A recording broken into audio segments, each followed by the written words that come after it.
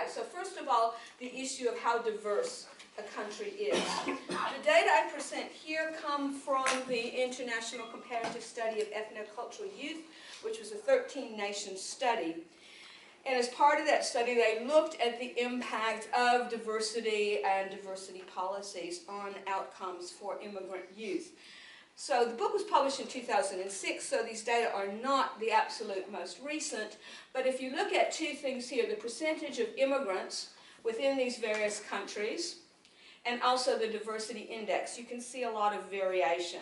So what I would call the new settler societies, like Australia, Canada, New Zealand, the United States, but particularly the first three, you will find that the proportion of immigrants are relatively high, and certainly higher than what you're finding in most of the European countries.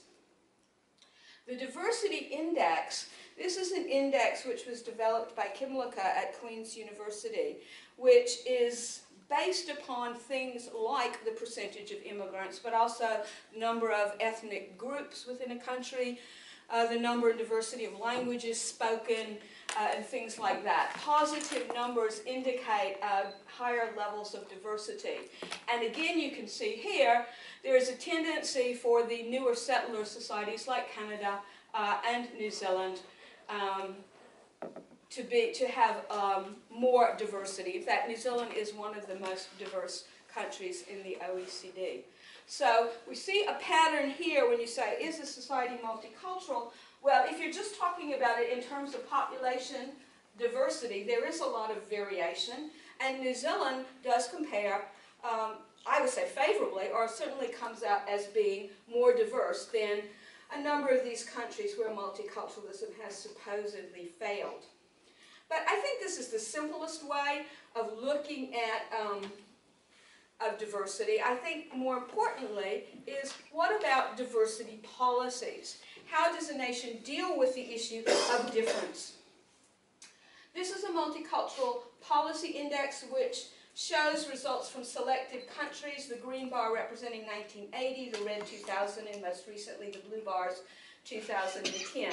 Again, this is work based on work by Kimlicka and colleagues, and they have, I mean, you know, it's always going to be a bit controversial in terms of how you assess multicultural policies, but the types of criteria that they used here included things like the degree to which different ethnic groups are represented in government, whether there's an official affirmation of multiculturalism, whether funding is available for ethnic organizations to support their cultural activities, whether bilingual or multi-tongue instruction is funded, this type of thing. New Zealand gets, if you will, a lot of points for many of our bicultural policies here, but you will see, if you look at the charts, that really Australia and Canada currently seem to be leading the way in terms of development of multicultural policy. Within Europe, Sweden and Finland appear to be doing rather well, and then New Zealand comes in after that, and is quite similar, in fact, to the UK in terms of development of multicultural policies.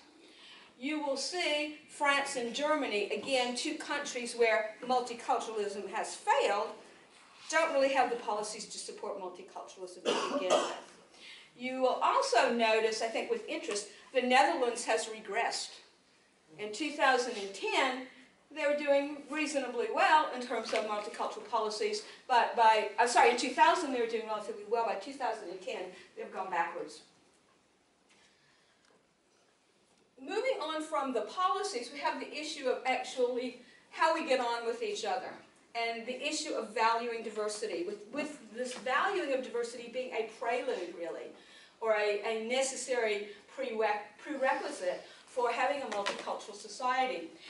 These data are taken partly from our own national survey here in New Zealand, but compared with data from comparable surveys in Europe and Australia, and you will see 89% of Kiwis agree that it's a good thing for a society to be made up of different races, religions, and cultures. This is a significantly higher proportion than you find in Australia and in 15 European Union countries. So here, in terms of valuing diversity, we look rather well. come out rather good. Also, in terms of our national survey, we find that Kiwis generally support what I would call integration, and by integration I'm talking about the ability, the capacity for ethnocultural groups to retain their original culture, but also adopt the larger culture and participate in the wider society. 82% of New Zealanders endorse integration. They do not endorse separation, the idea that immigrants can keep their original culture as long as they don't mix it with Kiwi culture, and they do not generally endorse assimilation, the idea that immigrants should give up their culture so that they can take on New Zealand culture. In effect, immigrants want, and to a large extent are achieving, these double identities in New Zealand, these hyphenated identities, both retaining their own culture and being Kiwi at the same time. Despite these relatively positive findings in New Zealand with respect to our attitudes towards diversity, we do have a hierarchy of immigrants that we think are more and less desirable. These data come from a survey of just over 300 voters from the electoral roll, and as you will see, New Zealanders tend to prefer white English-speaking immigrants, view them more favorably than immigrants from Asia and the Pacific. So there is a hierarchy. I will say, though, the ratings here from negative to positive go up to 100, so even the groups that are at the lower end here are kind of in the mid or neutral, have mid-range or neutral feelings about them. They're not explicitly hostile or negative. Not only do we have a hierarchy in terms of where they come from, but also what their religious backgrounds are.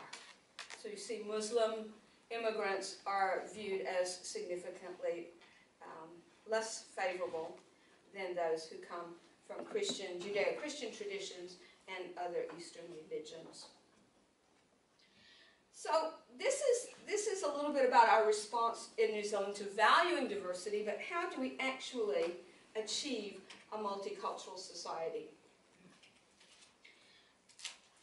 And here is my definition of multiculturalism. And everything I'm going to conclude from here is based on this definition. It has got to have two components: cultural maintenance and participation. If you have one without the other, you do not have a multicultural society. Cultural maintenance, that to a large extent, various ethnocultural groups are able to retain their language, customs, and tradition. Now, there's always going to be one part of some culture that creates problems for us to say that's okay. I'm not saying this is a blanket, everything's great. But for the most part, and within reason, groups should be able to maintain their language and culture. But secondly, they also have to be able to participate in the wider society in a fair and equitable way. So it's not a question of maintaining your culture, but go do it over there. It's like, maintain your culture, and we will accommodate difference, and you can participate fairly in the wider society. So these dimensions are important. So from my point of view, when France and Germany say multiculturalism has failed, I go, you haven't even gotten close. Because cultural maintenance isn't happening there. It's very assimilationist. And when the UK says it's failed, I would argue they're far more receptive to diversity, but it's more like a plural society where the different groups are leading parallel lives rather than integrated lives. And David Cameron, no doubt, when he recently spoke about multiculturalism failing in the UK, he says the way we have enacted our multicultural policies has resulted in people leading separate lives. So to a good extent, they meet the maintenance criteria, but they do not, in my view, meet the participation criteria. I'd also like to make the point that if you're going to have a multicultural society, this is a two-way street. Immigrants have to be prepared to adapt, to fit in, to participate, but the wider society has to be prepared to accept and accommodate. Okay, it's not just you fit into this squishy mold, and that's what you have to do if you want to be like us. It's like, if I believe you should be able to maintain your own culture, I have to compromise and accommodate that. And I'll show you where we sometimes get into problems, because what tends to happen in New Zealand is that in principle we think, yes, you should be able to maintain your own culture, but when it gets down into practice, we sometimes hit roadblocks.